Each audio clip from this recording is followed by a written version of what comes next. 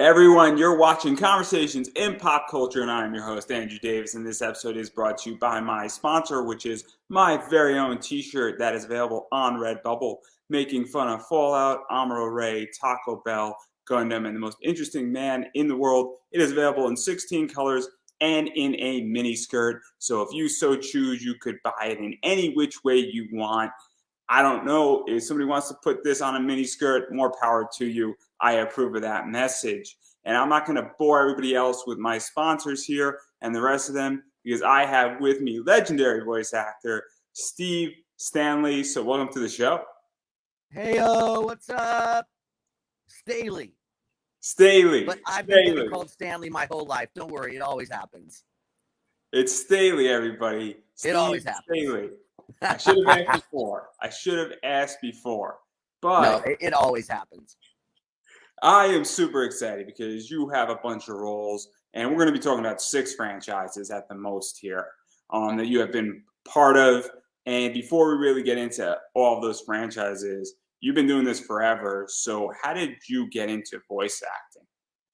Yeah, in a way, it has been forever, which is weird because as you get older, it doesn't seem like forever, except you look back and you go, this has been forever. Or mostly you see all the new people coming in and they're young and you're like, well, they weren't here when I started doing this. Well, I moved to California from Colorado to go to college at Chapman University, where I studied theater. I mean, it was my intention to be in California so that after I graduated, I could move up to LA, which is only like 40 miles north of Orange County, to pursue acting, which I did when I got out of college in 1991. And as you're pursuing your performance activities in LA, you're aware of all the ways that people make money in acting. And while I was auditioning for TV commercials and all that kind of stuff, a roommate of mine said, you want to take a voiceover class? And I was like, yeah, let's take a voiceover class. I mean, it wasn't surprising or anything because I knew that was one of the avenues, but I thought, let's do it. And at the same time, I was working at Warner Brothers in an area which at the time was called New Media. So that meant CD-ROM games, touch screen, things that today we're not even thinking about. But all that media requires voiceover. Everything really requires voiceover. And so I was working for them, and they would occasionally say, we need somebody to say this line on a promo for our CD-ROM. So on the CD, it would say, check out our newest release, Dating and Mating. I remember that was one of the things I said. So they would have me do these things, and I was more than willing to do them. And that put the idea in my head that, wow, look at I can do this here for them, and maybe I could even use some of these elements for a demo, which is where my mind mostly was, is getting elements that somebody else paid to have produced to utilize in a demo of mine that I wouldn't have to then pay for, even though that's not how it worked out. But that's what made me think, okay, this is viable. And then Stephanie and I took the voiceover class, and it was during that voiceover class that I was kind of like, oh, this is exactly the stuff I spent my whole childhood and young adult, adolescent life doing, all this stuff, impersonations and joking and fake interviews on the tape recorder, and realized that I was good at this. And I thought, okay, well, let's add this to the mix of the things that I'm doing. And so I had a demo made and shopped it around and started feeling a little more of the love than I was feeling in on camera, although I still pursued on camera in my early 30s. But then at a point, I became just too busy doing voiceovers to have time to do anything else, like running around to the West Side to do commercial auditions because I was booked. I was working. And then it was very much at the beginning of my career. Once I had gotten my demo and I had an agent and I was busy taking workshops, that a couple of people who I knew, Mona Marshall and Bridget Hoffman, were both associated with dubbing, which to you means anime, right? And they brought me in on some shows, and right off the bat, Bridget was directing, and I got a part on a show, which, oh my God, every time I go to say it, I can never remember it. I think it might be something like Fushuki Yugi or something like that, where I played twins, and they were the leads of the show. And that was my first show, actually. And I think it was Fushuki Yugi. God, I can never remember. Often people put it in the chat when I'm butchering the names of the show. But after that, I was set up in the dubbing world, which is only one aspect of voiceover. There are other aspects like TV commercials, radio commercials, ADR in film and television, so movies and TV shows. That's a huge part of my work, but that's kind of an anonymous. You're rarely in the credits, maybe sometimes in a feature film you are, but you're doing voice work in movies and TV shows that nobody knows that that's what you're doing, but it's a high-paying professional job. And then in addition to that, dubbing and anime, which is what you're familiar with. So that's really the background of how this all came to pass, or what it is I'm doing here. And then 5 or 6 years ago, that transitioned into directing, which in terms of hours, I spend much more of my time directing than I do acting now. And so we're going to talk about that too, because that's a whole different ball game as well. Being an anime director and being a voice director than dubbing, because you got to know everything about where the show is going over the subset of episodes. But even to further go into this, because obviously you were in on the early stages of this stuff coming over. In a way, I think so, because I didn't really, other than maybe some images from things I had seen on TV when I was younger, I did not even know what it was. And when I look back, I'm like, oh yeah, wow, that people were, buying VHSs at that time. It was something you had to purchase. So yes, I would say at the beginning. West, at that time. Mm-hmm. And so, because what was going on is that obviously you had Funimation back in 2000 that was getting every anime thing. I think it was Bang Zoom out in Cali was getting everything, and nobody had any idea what this stuff was per se. Right. Nobody had any idea necessarily even how to dub it in the industry. I think when you were coming in, was just starting to say this is how it's done. Right, like when I played the part of Master Mage Clef. That was when Bang Zoom was like 3 people, honestly. Owner, engineer, and person who ran business affairs. And now it's a huge company. In fact, it was a small company where we'd work at a different studio every time. We would have different locations because I think they were just renting locations, studio rooms, let alone now where they've got buildings and, and so on. And even to talk about, Master Mage Clef, since you brought it up, that's kind of one of your first major roles that you had. Mm-hmm. Other than the Fushuki Yugi, that was my first role for Bang Zoom, and a major role at that in that show. And what was it even like? Because you're coming in, and that's a major role, and obviously the scene and the anime scene was just starting out in that film, and it was kind of like, boom, you're thrown in, and you have a significant character that has significant impact. And were you like, okay, cool, this is a gig, and we're going to see where it goes? Or was it like, this is the future moment for you? I think the latter. The former. I was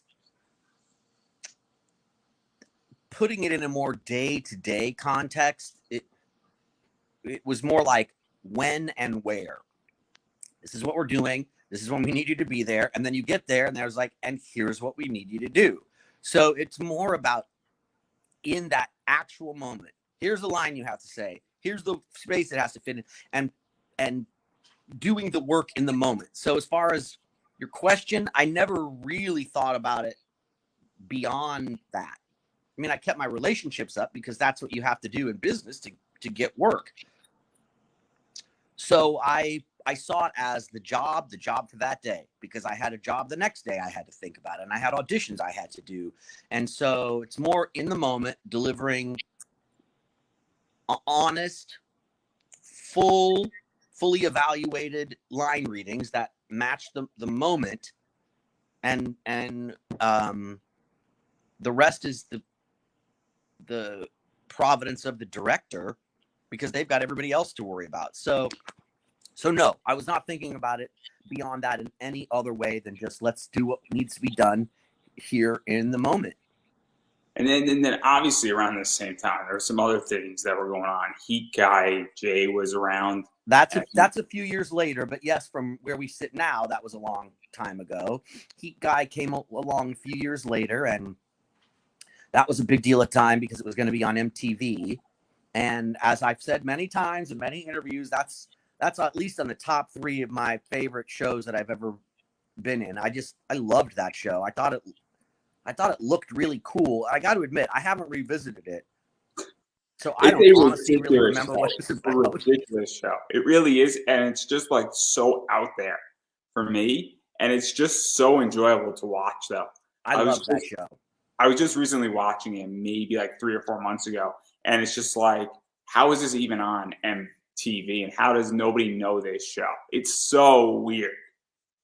I agree. I always thought it would have a little more interest in it.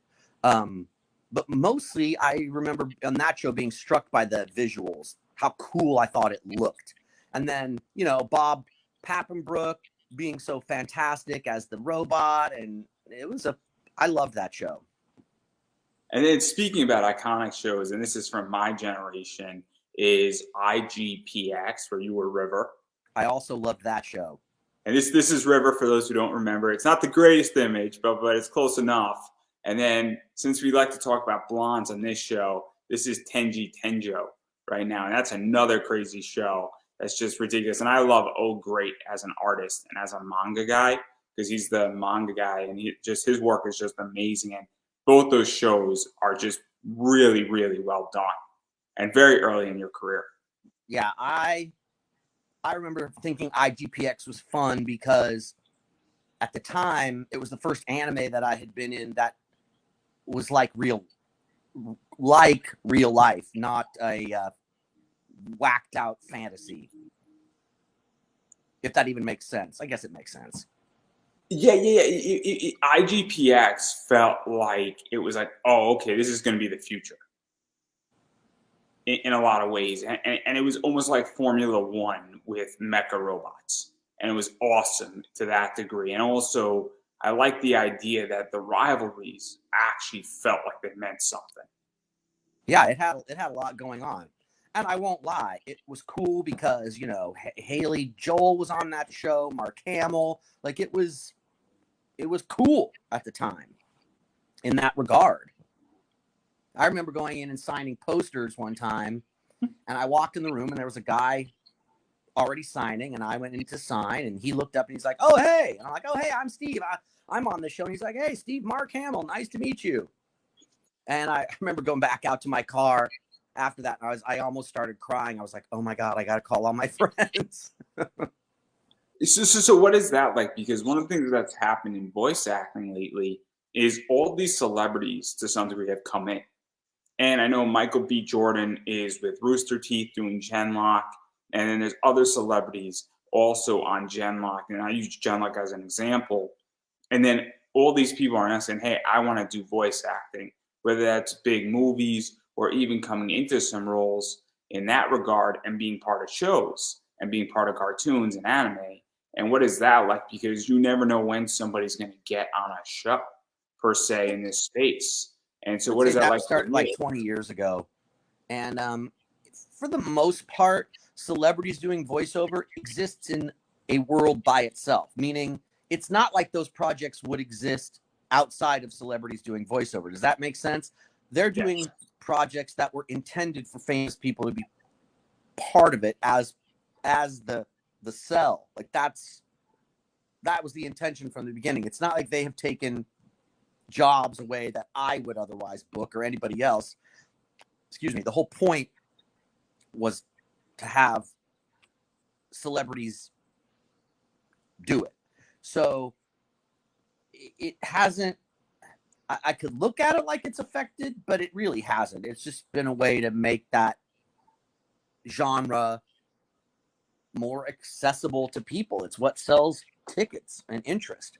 So it hasn't really made an impact in that regard, other than it helps keep animation in the forefront, and it is in the forefront.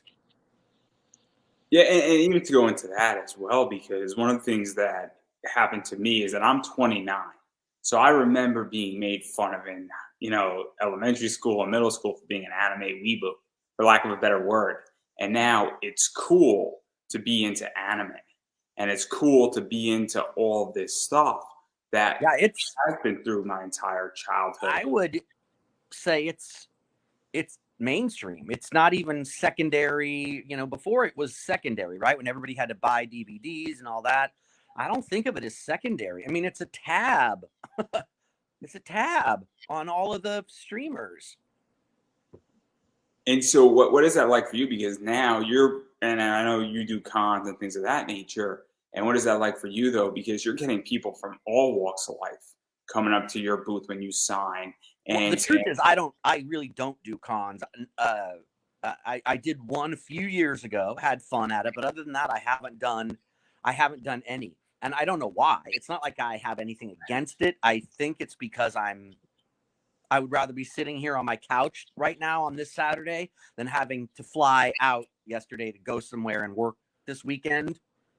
So I'm not opposed to it, and occasionally I get offers for things and I accept them for fun. But in the meantime, I don't. So I can't really answer that question, because although I know what you're talking about, I don't have people coming up to me because I'm never anywhere where people are coming up to me. But I suppose that's a good thing, because I keep myself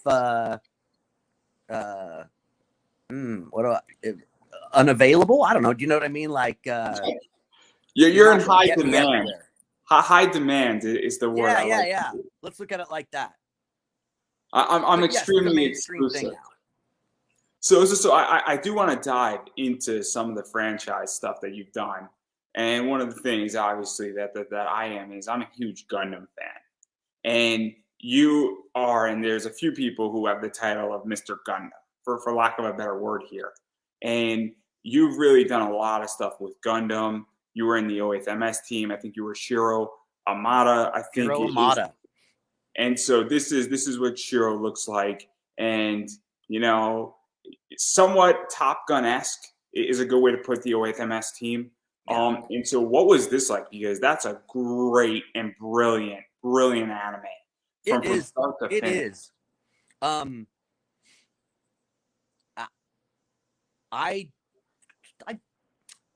wasn't aware of Gundam at the time, but I saw the images and they looked familiar. So I'd obviously been exposed to that imagery somewhere.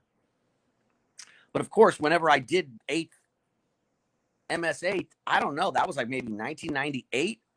It was a long time ago. And I just remember having fun on that show because it took place at a studio where we all used to work all the time, called Magnitude 8, with Les and Mary and Kevin Seymour directing, and Joe Ramersa. So it was fun. I mostly remember going there and enjoying myself in the moment. Like I said, Magnitude 8 had great snacks. They had a foosball table, pool table, video games.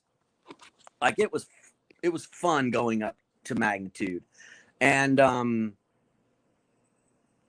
liked having this leading role. I was able to get into it. I felt like I understood this character. And that's what began my association with Gundam.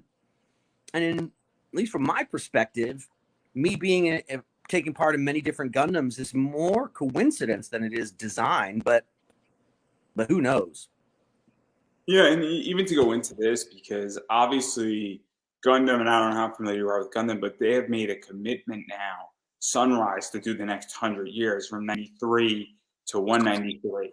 And so the UC franchise has just exploded. And so I've directed Gundams. And so what is this like for you? Because clearly 08 MS team, you know, I mean, we don't have to talk about F91. F91's a rough one, but that's not anybody's fault per se. It's just not the greatest Gundam movie out there, but it's enjoyable. Everybody, you should go watch it. But the idea is that what is that like for you, that all this stuff is really relevant though in the Gundam universe? Because that's what makes this even more special, I think, is people are now saying, hey, I want to go watch 08 MS team, and then you're that character, and this is like 20 years old, and it still stands up, and it's still That's good. what's cool about animation is it doesn't necessarily come off as dated. It kind of still looks the same. It looks the same. It's still just a story, an anime story that doesn't seem 25 years old. Sometimes it's even better when it's older. It has it's aged. It has a patina. And then obviously even sticking with Gundam, and I made the F91 joke. F91 was supposed to be a big series, and then it got condensed into a movie. And that's why F91 is what F91 is. But you were Seabrook in F91. And F91, I mean, great concept and brilliant idea. Just the movie was a bit rough, is all I'm going to say. But still a good movie to watch. Enjoyable. What was that like? Because that's continuing the Gundam thing that you were doing and just getting even familiar and further into it. I don't know. Honestly, I don't know if I've ever seen that top to bottom, because if you recall, I might have only had 2 days of lines on that, like 4 hours maximum. So, in all honesty, in my life, we're looking at 4 hours compared to my whole life. So I don't actually have a lot to say about that. It's all right. You get a pass on F91. You get a pass. But I definitely want to talk about Unicorn, because that's another one.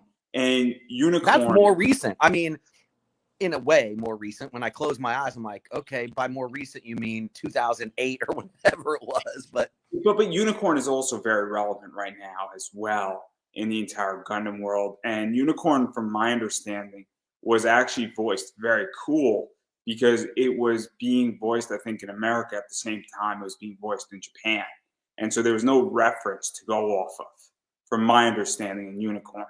And so what was this like? Because this was, I think, the anime that really brought back UC and brought back the Gundam franchise. And people were like, this is the old Gundam that we want. And so what was that like? Because also the release for Unicorn was brilliant too. It was extensive. There was a lot of work on that show, and it was hard. I can remember, a rough session or two in the screaming and the retakes, and it was hard. But then the beauty is, once it's over, and you're like, oh, okay, the result is worth it. So I remember hard work on that show, because there were a lot of lines. It was demanding vocally. It had depth, which wasn't necessarily demanding, because I'm an actor. I work hard knowing how to do that. But it had emotional depth as well. And so it just required all of my skills. And it's just a beautiful anime. It really is, in so many ways. And obviously for me, as a huge Gundam fan, this is like what I wanted back after, certain things. And it's a perfect follow-up to Char's Counterattack in so many ways as well. And what was that even like? Because obviously people are like, oh, I get it. And this is a really strong Gundam lead. And that's something that I think people were lacking to some degree too. And people are like, oh man, I'm associating you with this character. Well, I didn't get it, because at the time it wasn't that, right? When it was occupying time in my life, that part of it didn't exist yet. So that didn't happen until much later. And frankly, in my day-to-day life, I'm on to something else. So my association with, I almost said IBO, but we're talking about. We're going to talk about IBO too, because I love IBO about also. Still Benager. So, so the simple answer to your question is, in my day-to-day, I'm more thinking about the time I spent in the booth than what happened with the franchise once it was released. That makes sense. It makes complete sense. And then since you mentioned IBO, I mean, McGillis is just a brilliant, brilliant character. Very philosophical character as well. I loved that show because on a superficial level, I didn't have to scream. And it was at a point after doing years of anime where I was like, oh my God, if I have to go there and scream at the top of my lungs, I'm not going to be into it. And so on a superficial level, I loved it because I never had to scream. And I also got to be more of an adult than I had been cast as previous. I got to be a grown-up. And so I loved doing that character because I got to do it the way I wanted. Chris gave me some latitude. He was always saying louder, and I would keep trying to play it soft. We were, that's what mostly it was like in our sessions.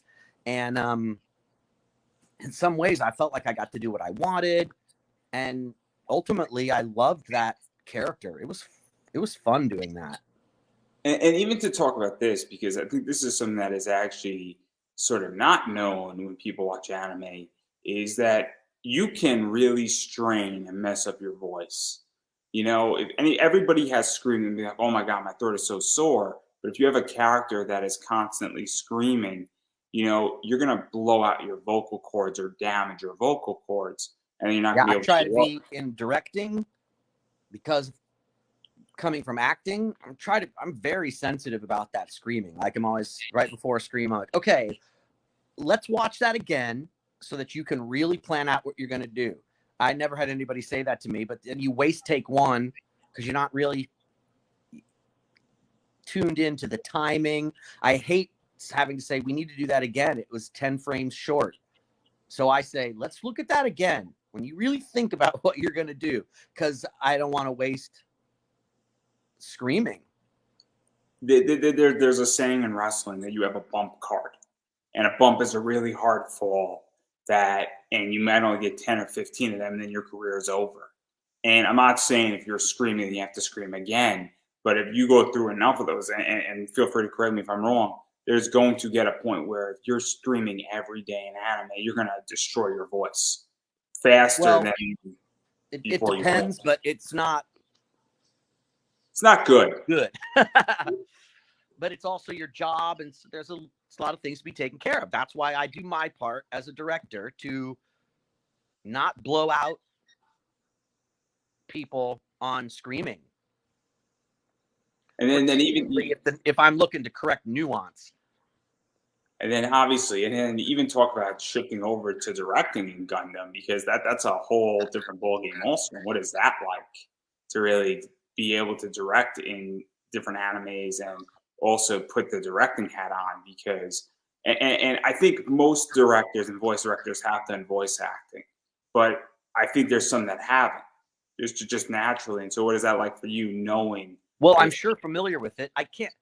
This is gonna. I wish I wasn't even saying this out loud. But what's the name of I directed Gundam Rise. What was it called? Rustin Quiska or something. Gundam Rise. This is just me spacing because I'm thinking of Gundam. But yeah, I directed tons of episodes of the Gundam, which was a little more for kids, but it was sure fun. You mean build Gundam Build Fighters? Build Divers. Goodness gracious, yes. Great show. It's not for children. It's not for kids. Okay. Really? It has so much nostalgia in it that it is brilliant. It is the greatest Gundam series ever created, because I love it. They have all these references to Gunpla, and they throw things from Gundam Wing in there. They throw things in from UC, and it's epic. It is not for children, is all I'm going to say. I mean, I like that show because it's just seemed irregular to me. Like you know, plausible, I guess is a better way to put it, right? They're in regular Earth, like we know Earth, and then they go into this other world through essentially VR. So it makes a type of sense. It's not full on fantasy. The fantasy part takes place in a plausible fantasy scenario of VR, even though the world really exists. I get all that, but so that made it fun because we got to direct the parts where they're just working in the store, clipping together their Gunpla, but then we go to the world where it's all really happening. It just had a lot going on. Oh, it's a brilliant, brilliant show, and also, you know, it's not as intense as like a war is going on because nobody dies per se in that show. Right. It's just about them having adventures. It's a great show, but we do need to talk about wars and fighting and deaths, and we do need to talk about Neji because Neji is epic. Yeah. Okay. So, how did this come about? Because Neji has such a wonderful evolution arc as a character. It's true. And what's funny is, you know, we've now had the original Gundam wave when we did it, and now it's got a little bit of a resurgence, which in my opinion is because the people who watched it when they were younger are now older and they're still into it. But yeah, he talk about an evolution. It's really funny how many people now who are grown up all say to me, I hated Neji. I hated Neji, which is like, oh, good. I like that. So I don't care, right?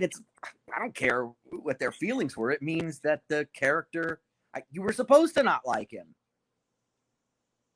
Yeah. And I did my job right. To even talk about this, because Neji obviously is an asshole at the start of Naruto. To put it nicely, okay? Oh my God, it was great because there's Miley, and I'm going in, and if she's already recorded doing that nut job Naruto, right? Because he's a nut job. So it was fun to get to be the one who is like, I hate you, you suck, this is bullshit, right? It was fun to go in and be the well, not really an anti-hero, but the antagonist, essentially. It's so brilliant. And then obviously Naruto beats Neji up, and Neji has a change of heart. And then we get to the like 9 years into it. But even into when they go after Sasuke, you have the change of heart. And what is brilliant about that arc is every single character, Choji, Shikamaru, Kiba, and a few others, they all have an opportunity to showcase what they can do. And you have this whole thing where Neji now becomes a team player during the hunt down for Sasuke, and almost Sasuke in the darkness. That was a big thing. Sasuke in the darkness, man. I felt like we did Sasuke in the darkness for a whole year. And it was brilliant though, because you have this thing, and Neji's legitimately on the brink of death with the fight with the spider guy. And what was that like? Yeah, yes, that was fun. It was just such a brilliant moment, and it was like Neji was the star of Naruto in that moment. Yeah, I remember those. That was always like, what's going to happen next? Because, right, I don't know what's going to happen next. I'm sitting there at the stories being revealed to me as I'm acting it out. Because we don't get that shit in advance. You know that. Yes, exactly. You get like pretty much, you come into the booth and there's the pages. And maybe you have an idea of saying, look, Neji's not going to die today, is maybe what you get. But even still, you don't know if your character is going to die that day. No, you don't. Nobody does. As an actor and a director, you go to your job and you're like, I mean, you don't know. I have been on a job, although I cannot tell you the character because I don't remember, but you've done it for months. You come in one day and you're like, oh, I just died. This is the end of my job. Wow. Okay. And sometimes as the director, I'm like, okay, and you just died, but it was great having you on this show, you know. It's kind of funny. I mean, if you know you have 26 episodes in the series ending and a character dies in episode 25, it's not as bad as if somebody walks in As But issues when you don't like expect your episode 2. character to die, and there you are in a death scene, as an actor, what you're thinking is, oh my God, this job is over.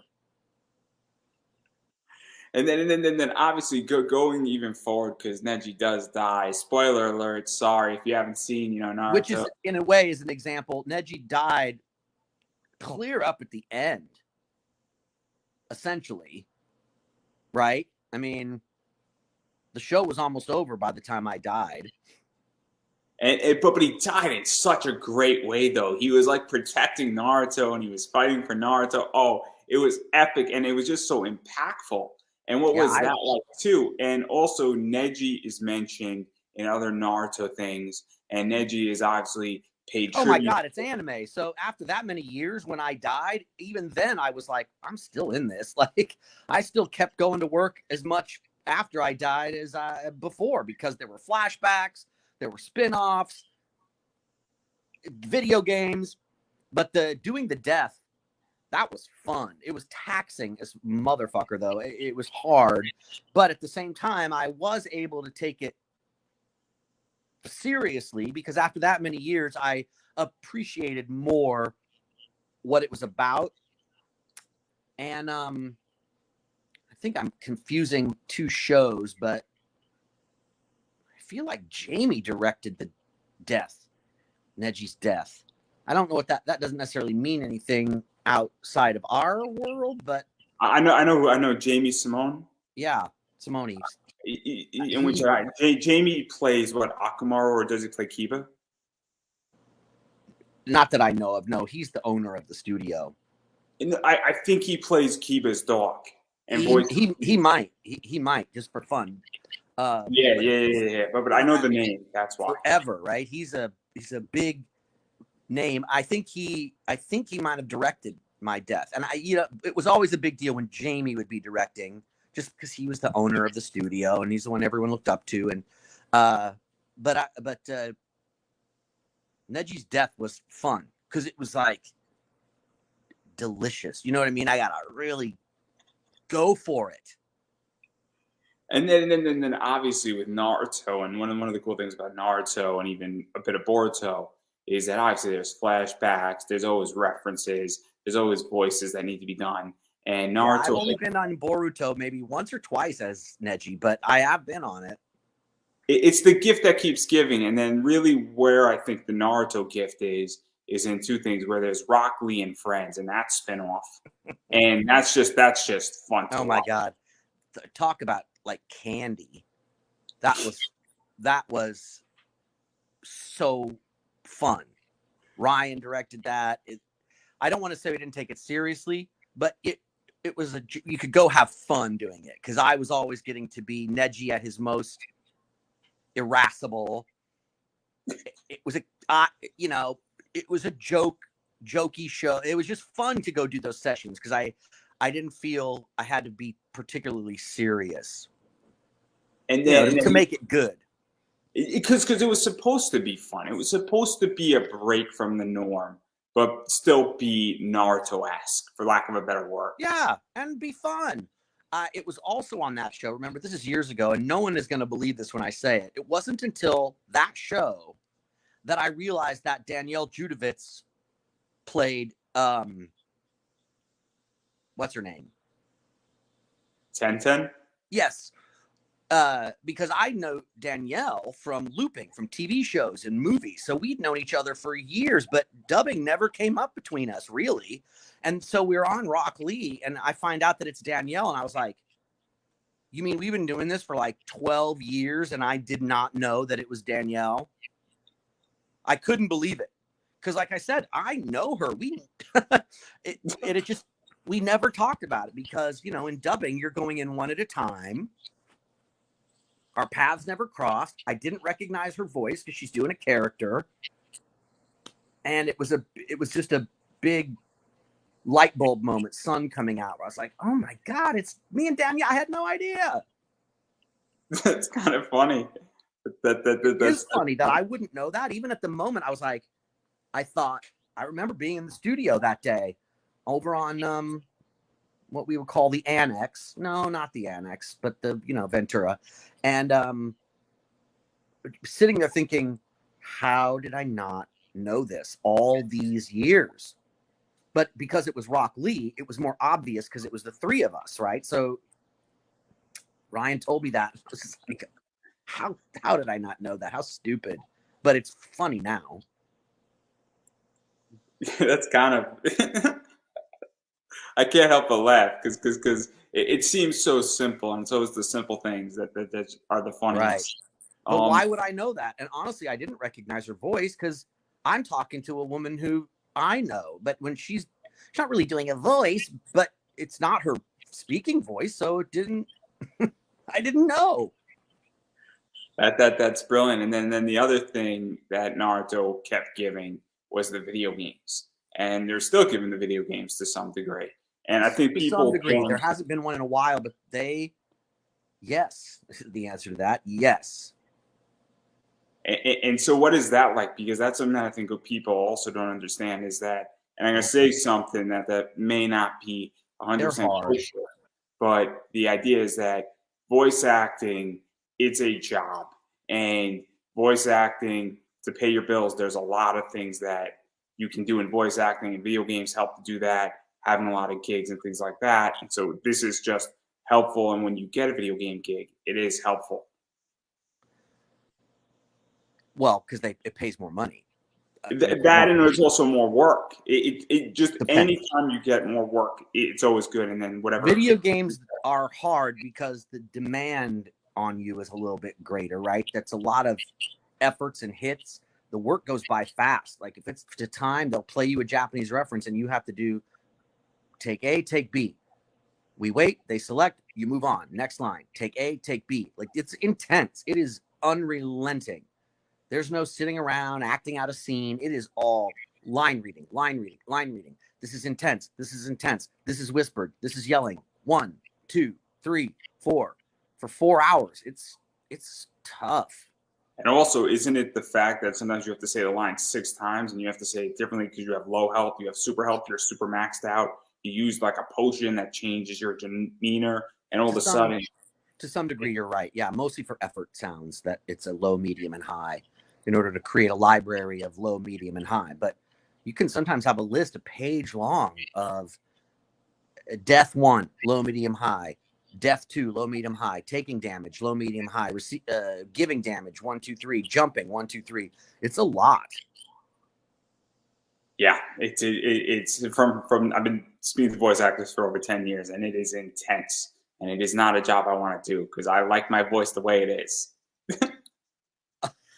Right. I'd always be like, oh, there goes my singing voice. Hey, I see that Malik has a question. Yeah. I don't know. It's Malik's question right here. What are a few mistakes actors who aren't used to dubbing make?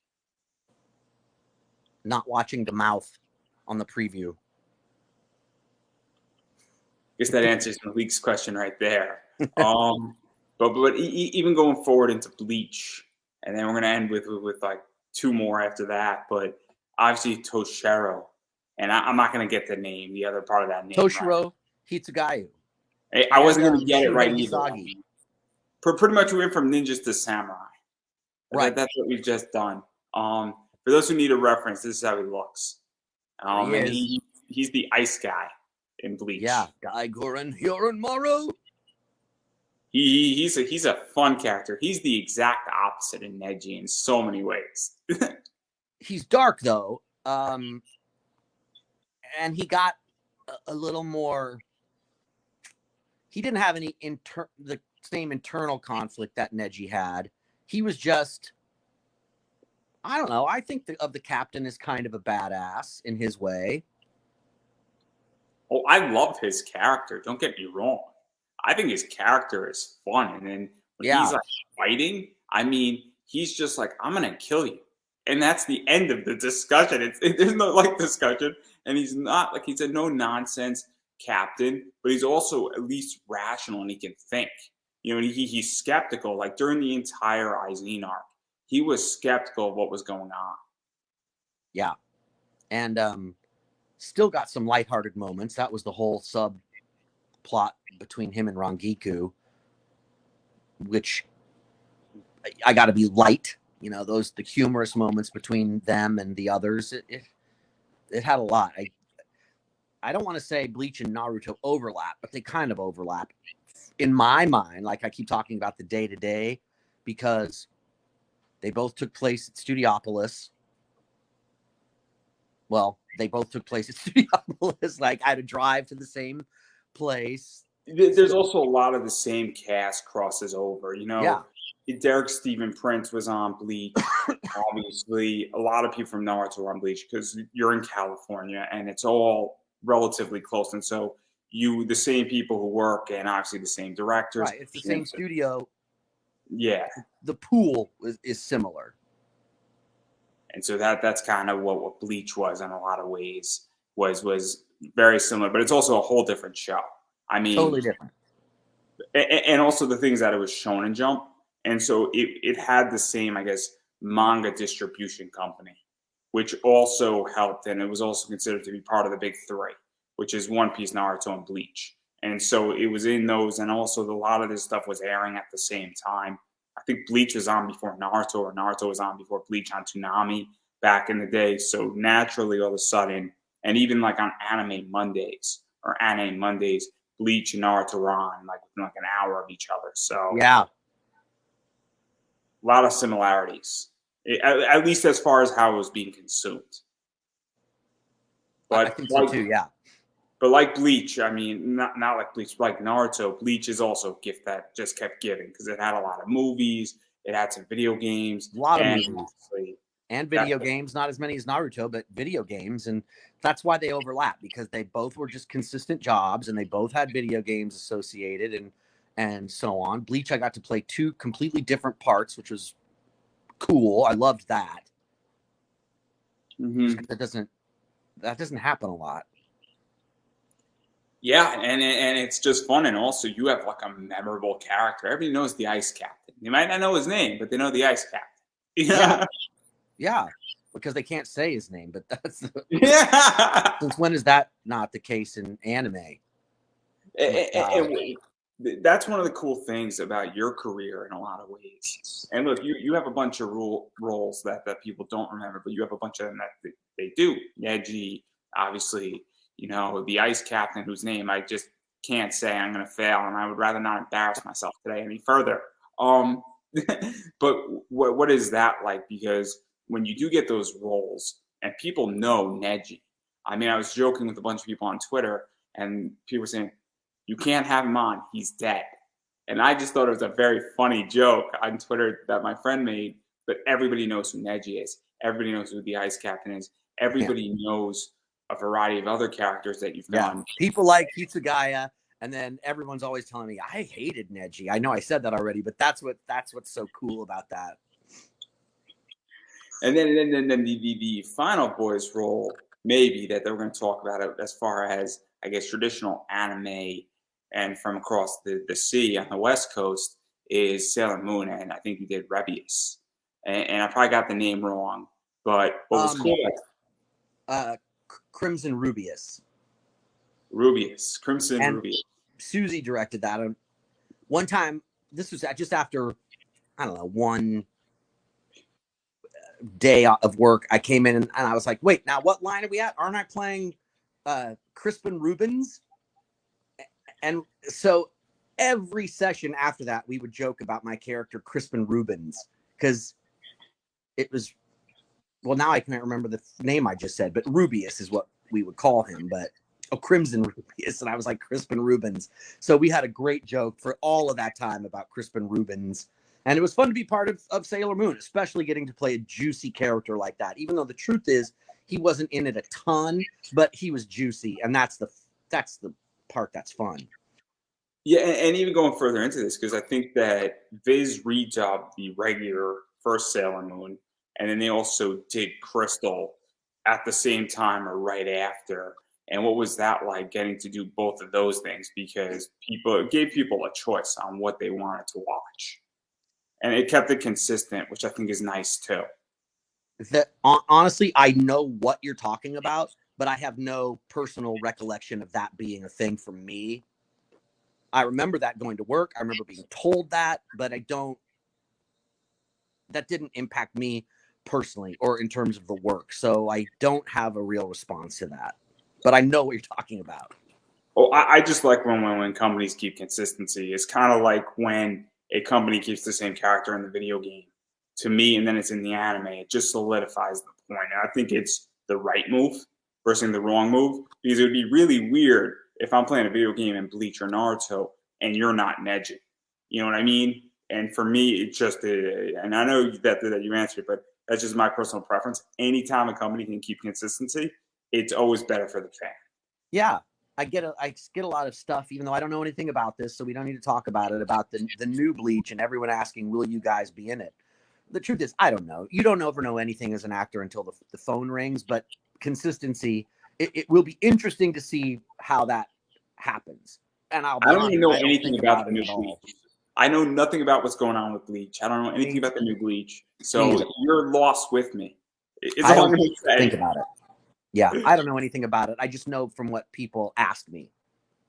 And then I do want to back out of anime, and I do want to talk a little bit about Marvel, because you did some X-Men anime stuff that I'm not exactly sure the whole story behind this. It's not my area of expertise. What was the name of that show? I think it was like X-Men, like anime. I know you were like Takedo Sasaki or something. I played the older brother. I just can't remember the full title of that show. I don't remember it either, but I know that there was also Marvel Discord, The Avengers, which also had sort of an anime vibe to it. And I just think it's a really cool role. And I like the fact that I love that I wasn't one of the superheroes, that I was just the little brother, because I got to be in every episode. That was fun. Jamie directed that for the most part as well, because it was a big deal. I don't remember anything really about it ever publicly, but I remember doing it and having fun because it was all of the characters all in the same place, and it was recognizable Marvel stuff. The idea that I can't remember the title is embarrassing. But I don't remember the title either, so you're with me, and then we're both embarrassed then. I can't remember. A lot of media has come and gone in that same genre.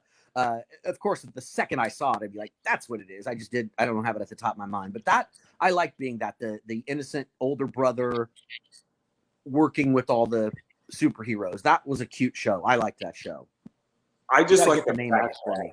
Yeah, I just like the fact that it was definitely more anime vibe, and I like the fact that it was Marvel, and that it was just sort of a fun thing. And I'm like, cool, this is kind of fun and nice. We're finally getting, the hybrid of American comics meets, Eastern animation style, and it's just fun. But yeah, those are the major roles I want to talk about. You've done everything practically. I know that you worked on Digimon 2 for a while as well, and that's an amazing show. Koji. Yes, I do have a picture of Koji. Yeah, the little headband. Yep, there he is. That was a great character. His little bad attitude. He got to be emotional. That was a great character. And everybody who's worked on Digimon's worked on Naruto, has worked on Bleach. It's like a rite of passage. Has worked for Saban. Like legitly, like there's all these people who have gone through this system. Right, because in that generation, no, it wasn't. There weren't more people who did it. Like it just wasn't as huge. It was just our pool. And it's just super fascinating, and it's so weird because like all these people have run through the same circles. And obviously I do want to back out of the roles, but even to dive into this, I mean, a lot has changed in the entire anime dubbing world. In a lot of ways, COVID has had an effect where things are recorded from home. Also, yeah. Like Malik has another question regarding that, but yeah, dubbing from home. I direct from home exclusively. Sometimes actors go into the studio, sometimes they don't. It's a hybrid, and it will always be, because we started doing in voiceovers. We started doing auditions and stuff from home like 15 or 16 years ago. Working from home is nothing new in voiceover. It took a minute to figure out how to do dubbing from home. That's a whole other thing. But as far as actors having microphones and stuff at home to do your stuff, that is not new. Having to outfit your closet and make it essentially broadcast quality is new, but not having to record from home for sure. You used to go into auditions in person at your agent's office, and then it just hybrid into, okay, I'll do this from home, or okay, I'll come in for a group read. So the at-home thing is pretty standard. So studios are still into protocols, right? One person at a time, but studio situation is not something I would ever be weird about with COVID, because there's nobody else there. You're in a room by yourself. Yeah, I think that's something that people forget, that voice acting, it's very much like comic book writing, where it's a very lonely process. And it's you and maybe 2, 3 other people around at most. You know? Engineer and a director. And like I said, I didn't even know Danielle was on this show, because you never see the other people. You go in at your time. And part of a COVID protocol, it used to be you would leave and the people would be waiting. You'd see who's waiting to come in next. But now it's spread out, so you wouldn't even see who's there waiting. Half the actors on the shows I direct at this point, I've never met in person. And I think it's only going to further that now with everything that's going on. And, obviously I know that other voice actors said, you would catch somebody in the hall, be like, oh, hi, my name is so-and-so. And then you'd be like, oh, you're working on this show too. And then you might have a friend that you develop a relationship with, and you might throw them a joke, thing to try to make them laugh when they come to the studio next, because I know people have done that. Well, that can still happen. We still do that occasionally, because we know based on the schedule who's coming in next, and we'll throw in a joke and drop it on the talent and see what happens, just for our own amusement. I know enough stories, and I do not want to tell any of them on this very show, because I don't know. Oh yeah, it's never safe for public consumption. It's always something nasty. I recall that maybe it was Demon Slayer, I don't know, with Bryce. We would drop a lot of takes in to then hit Zach with, see if he would notice. You know what I'm saying? He would say the wrong line and it was nasty, and then in Zach's record, we would play that take, and it would basically be me and the engineer waiting to laugh about it because no one else is there. So it's a pretty esoteric joke, but we got a laugh out of it. There's so many things I know about that I cannot talk about ever publicly. And all I know is that legitimately Jeff Nimoy made me laugh for 30 minutes straight about Katsume from Zatch Bell. And it wasn't even nasty. Yeah, I think I was on that show.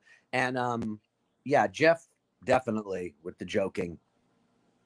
Just terrible. Just absolutely terrible. And it wasn't even nasty. It was just absolutely ridiculous what he was saying. Yeah, and ridiculous. I was just imagining Katsume speaking about it, and like with the duck beak. Oh, brilliant! Just plenty. I will only take time for joking if it's really funny. As a director, I cannot abide wasting time. Even I can't. I'm all about work. So if the joke is funny enough, we'll do it. But mostly I'm like, nope, next take, next line. We're not here to play. We're here to work. You know what it is? I say it before. Mussolini was a terrible, terrible leader, but he did keep the trains running on time. That's a classic. That's a classic statement. Yeah, I don't know. I'm like, all right, next line. But if a joke's funny enough, that makes it even funnier, because then it comes as a surprise. Yes, there's a lot of stuff, and every once in a while something gets into like a dub and into the back end of things by somebody, and it's brilliant. But obviously there's a lot of other stuff going on. And I am curious where you see the entire voice acting world going, because obviously anime is only getting bigger, and the role for voice shows, the roles for cartoons are only getting bigger. I mean, I think the source material for all this stuff has gone up by 10 to 20 fold in quality. Yeah. And that means there's better shows coming, better technology. And also I think there's better talent coming down the road, where I just think there's a generation that is going to be more talented than the next generation. And maybe I'm optimistic about it. That doesn't mean that I think that in the next 20 to 30 years, the voice actors that are now coming up are going to be far better than the generation before they came up. Well, it's just a wider field. There's just more projects and more people. Yeah, I agree. I agree. And I just think that there's also just more training and a variety of other things. But we don't have to hash I that think out. that's probably true in a way that there wasn't before. I had to learn at work. I didn't know how to, well, you had to learn how to put a real performance onto somebody else's flaps. That's hard, but I had to learn to do that at work. There was no class you could take. Luckily, all my skills that I was already good at were able to transfer, but I had to learn on the job. Yeah, and I think that at this point also, I think that there's also just people are being taught how to do that, and I also think technology has eliminated some of those things that need to be done. Yeah, I can't really remember, but I sure know that when I started, the Beta SP had to be put into a recorder in the machine room, and when we would go to do other takes, you would have to wait for the master to rewind to the start of your dub, or to change reels to go to another reel for more work.